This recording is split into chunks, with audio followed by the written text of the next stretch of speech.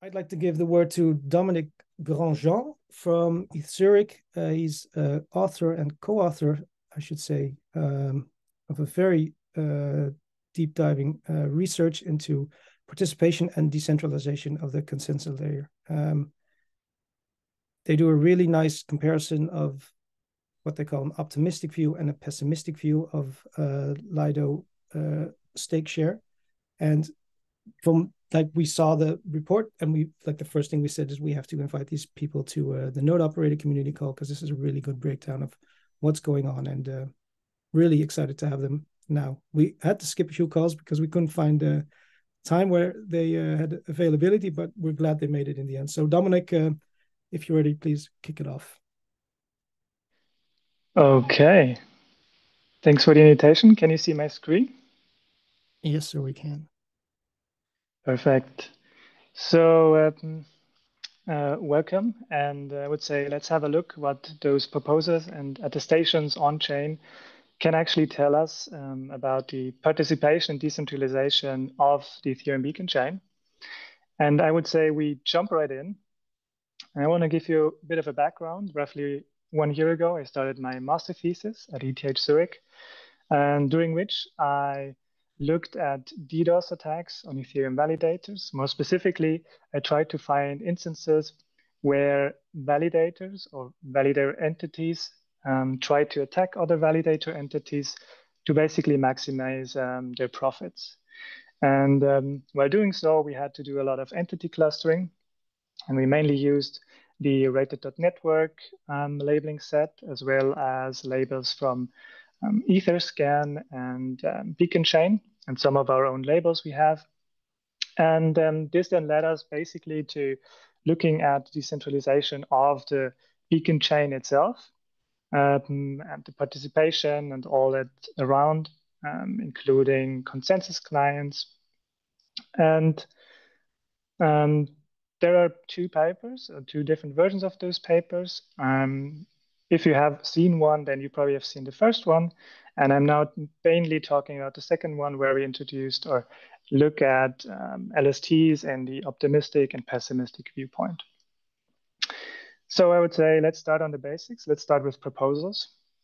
And we collected all the proposals since Genesis all the way up to May 15th, 2023.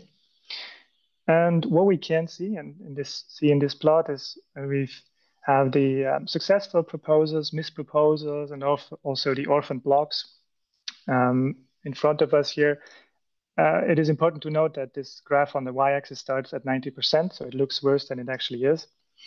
And what we can see is that larger upgrades like the Altair, Bellatrix, and Merge, they show us that there is actually an increase in misproposals, probably because people don't upgrade their nodes or there are some small issues, which is to be expected. We can also see an incident, for example here, incident A, where you had a bug in the Prism client, which then resulted in more missed proposals. Similarly with B, where we had an incident with one of the Lido node operators, and then also a Prism bug, which worsened the situation. And then more recently, the attack on MEV Boost and also the bugs in Prism and Teku that then resulted in the finality issues that we had a few months ago. They are also visible here. Also notable is that the orphan blocks actually almost disappeared since the Altair upgrade and then came back after the merge and are slowly rising there in the back. We can do the exact same thing for attestations.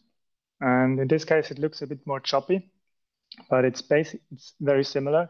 We don't really see the impact of those, for example, instance A and also B. There's not really something we can see, but we do see that the upgrades again result in more missed attestations than usual. Also, since the merge, we have a little bit of a heightened amount of missed attestations, which is likely due to more stuff going on. And don't forget, we also have more and more validators that the network needs to handle. We also looked a little bit at slashings. And We have the separate slashing, so for slashing for attestations and for proposals. And in this plot, we also show the delay, basically the delay that is between the slashable offense and the slashing itself. And this is, be aware, a log scale on the y-axis here. And we have some outliers on the top, but usually the slashing occurs quite quickly after the offense.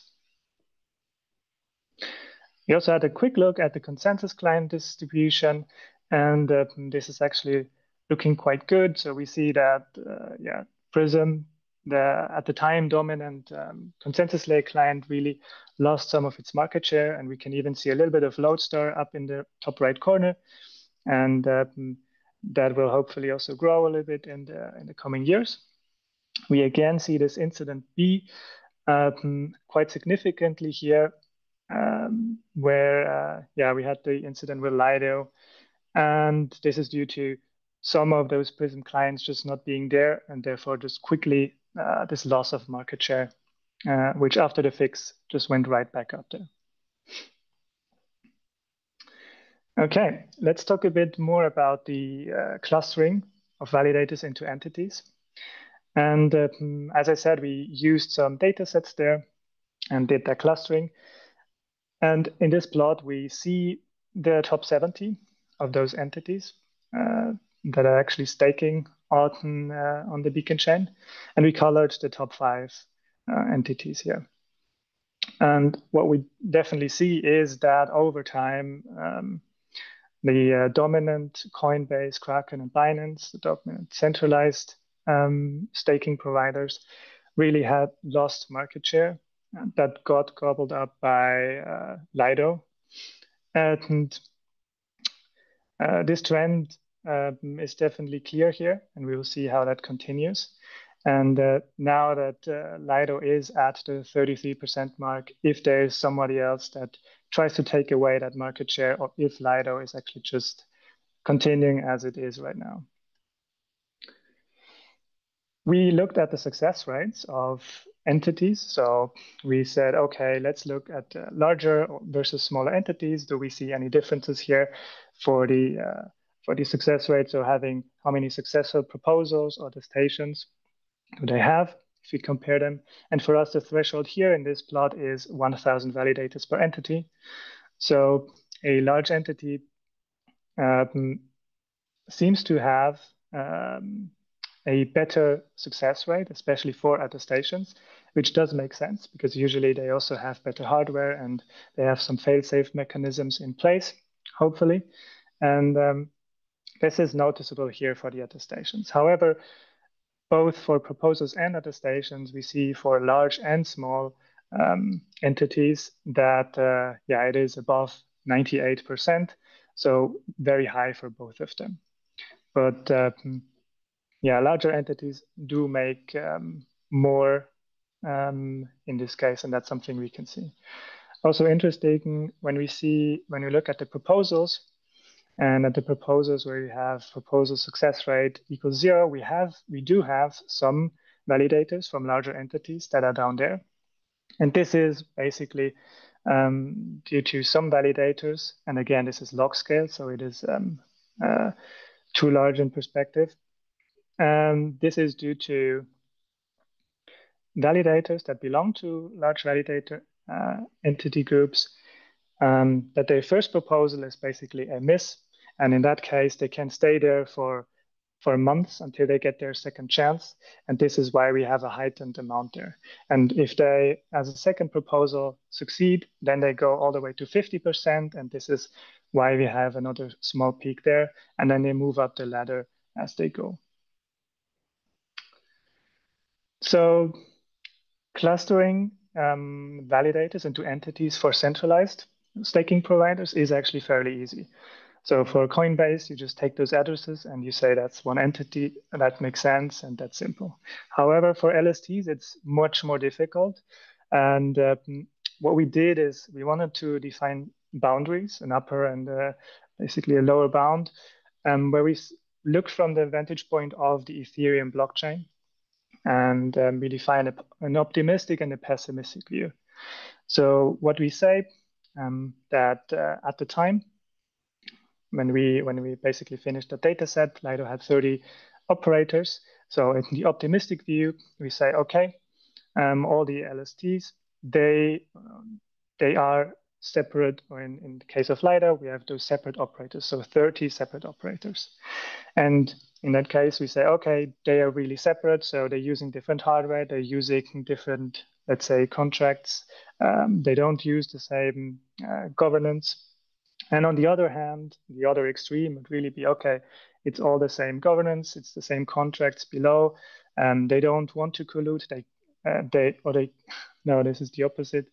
They could collude if they wanted to, right? And in the optimistic case, really, they couldn't even collude even if they wanted.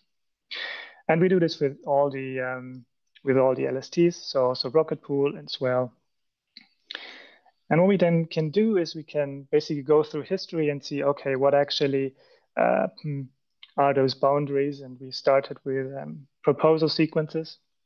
And we can clearly see that if we have first the optimistic case, in that case, Lido is in 30 operators.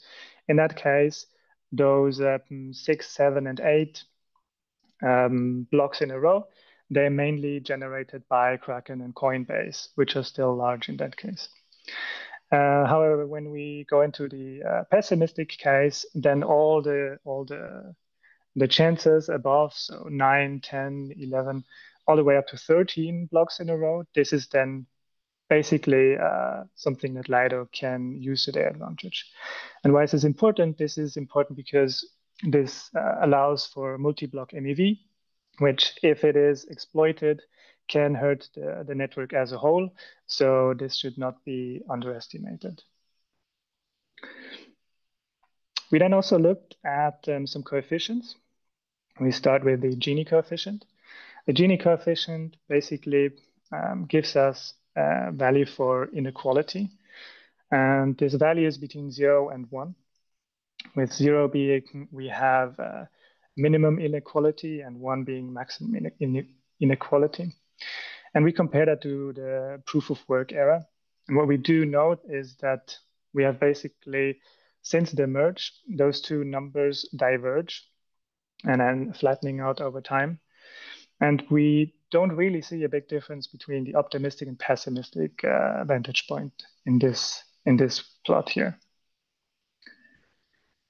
We also looked at the Nakamoto coefficient, again for optimistic and pessimistic viewpoints, and then for the 33 and 50% of market share for one, or basically for the market shares where we have significant problems or changes for the network. And in this case, if we look at the optimistic viewpoint and be aware, those are boundaries. So if you say, okay, let's look at the 33% mark, so at the red and the dark blue lines, the reality is somewhere in between those lines. And depending on your viewpoint or the viewpoint how you analyze the network, you will be somewhere in between those lines. And that gives us between 10 at the time, 10 and 2 entities that are enough to basically reach those 33%. The proof of work numbers are also in there. They're a bit hidden and as a green number. And what we can see is that if we compare the pessimistic viewpoint and the merge numbers, they are actually very similar right now. And only in the optimistic view, they really then diverge. We also looked at the Herfindahl-Hirschman index. So this index is used in economics to show concentration in a special field. And it again is from 0 to 1. And what it tells us is in close to 0, we basically have many companies that have the same market share. And if we go closer to 1, we have in the end only one big company that has all the market share. And this is what we can see. And in this case, we have a big separation of optimistic and pessimistic viewpoints, and they really diverge almost since the beginning. And in the pessimistic point, we are on the same levels as the proof of work before the merge. And in this case, we do see a large divergence. Important to note is that the HHI and also the Gini coefficient, they have not been made for blockchains. So it is a bit tough to say what does this actually mean now. But this just gives a reference to what people already know and have been studying for a while. And last but not least, we also looked at Lido in particular, because Lido has such a big impact on the staking landscape and on Ethereum itself. So we looked a bit at the ecosystem, so at staked ETH and the LDO holders, as well as the 30 entities. So basically, how much do the 30 entities inside of Lido have compared to each other? And we again look at the HHI.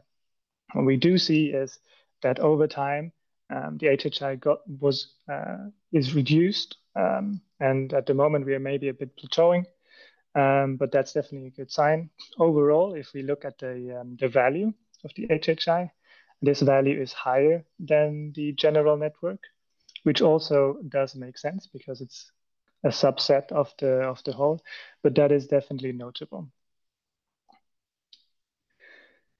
Okay, and that brings us already to the end. Thanks a lot, and thanks again for the invitation. If you have any questions, remarks, suggestions, don't hesitate and contact us. Yeah, Dominic, that was great. Thanks. And we discussed this a bit up front because I was obviously interested in like what defines for you. Well, I'll ask it differently. Why did you come up with this optimistic and pessimistic viewpoint, like this range that you set up because you changed it at one point? Exactly. So the thing is, it is very difficult to make it fair for all the LSTs in that case, because we have, if you compare Rocket Pool and Lido, they really have different approaches, and it is hard to compare them. So we said, okay, let's make some boundaries, and then it is a next feed to basically really categorize where exactly you want to place it. And this also depends on your own viewpoint. And you didn't want to pick a side basically, but we wanted to show, okay, those are the ranges, and that's what we have basically. And it is really difficult to come up with really clear definitions of how decentralized or centralized something really is. And I think many people can argue about that for a long time. Yeah, we only have an hour, so we're not going to do that. Yeah. Let's see. No, let's not go into that. I wanted to ask another thing. Maybe you mentioned it, but the continuous proposal sequence, what's the significance of that? So that's probably the first plot that we've seen, right? Let's just quickly go back. You mean this here, right? No, I think one after this. This is the date. So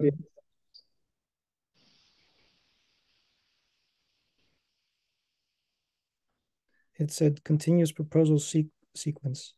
Okay, the sequences. Oh, sorry, yeah. Okay, yeah. So basically, what this allows you, if you are a single entity, and you know in advance which blocks that you will basically control. You see that in advance. You see that 2 epochs in advance if you want to. So you can, let's say, you will control the next 5 blocks. So you can basically make a plan and say, okay, in an extreme case, it might be advantageous for you that in the first few blocks that you have, you don't even include any transactions, but you wait and wait all the way to the end in order to maximize MEV. That might be the most profitable trade for you. In that case, you have empty blocks and transactions not going through. That this is bad for the network. On the other hand, you could say, okay, maybe you see you have a 5 block block, 5 consecutive blocks in a row, and then you have one block that is controlled by somebody else, and then again you would have 5 blocks in a row. And it would be really nice to then also get this one in the middle, so then you control all 11 blocks in a row. So this gives you an incentive to maybe attack this validator that is in the middle, and to basically ensure that he's not proposing. So you again have this entire row of 11 blocks. And you can basically, you have a lot of power over a long time and you control this block space, right? And this can be valuable for you and also bad for the network if this is being exploited. That makes sense. We have a question in the chat from Jan. He asked what the numbers associated with the specific sequence lengths mean. Now that they're occurrences, I understand, but maybe you could use this also as an opportunity to explain, like, what's the difference, for example, at a sequence length of 6 between the optimistic 79 and the pessimistic 1336. How does that work?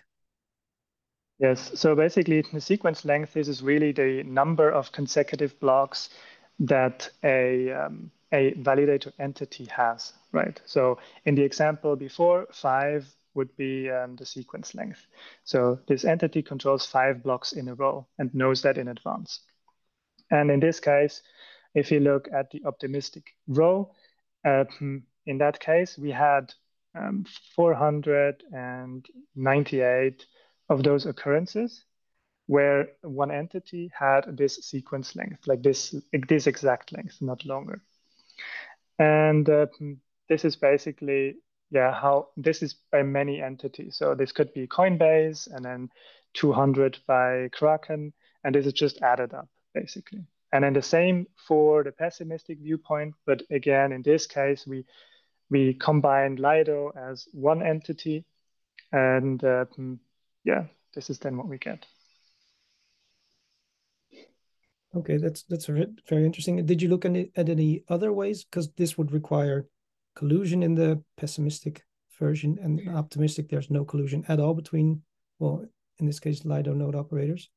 Are there any other like attack vectors or attack angles that you researched? In this paper, not really. I looked at the DDoS attack scenario that I just explained earlier in my master thesis. And that is definitely an interesting thing. But it is also difficult to prove that something like this is done, right? With the MEV, and if you don't include transactions in certain blocks, that's definitely obvious, and the community will notice that. But there are ways to do it, and it is difficult to detect as a community that this is really happening. Yeah, this is the proposal sequence, the occurrence of the actual sequence of 5 blocks in a row by a particular operator. It's not obviously not the case that this is exploited at this time. Okay, that's great. Thanks very much. Looking at the time.